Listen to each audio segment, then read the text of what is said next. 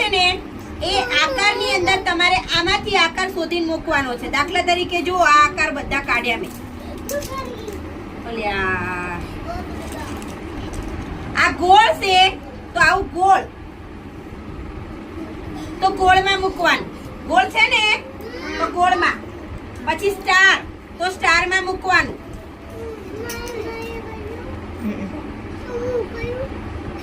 ઘડીક રહે સ્ટારમાં. બરાબર. આ પણ સ્ટાર છે તો સ્ટારમાં મૂકવાનું. પછી આવું ક્યાં છે તો આ રહ્યું. પછી આવું ફૂલ ક્યાં છે તો આ રહ્યું. પછી આવું ક્યાં છે તો આ રહ્યું. આ રીતે બધા આકાર તમારે ગોઠવવાના છે.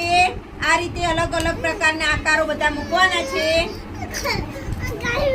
હા જવી તું ટીચર શીખવાડજો.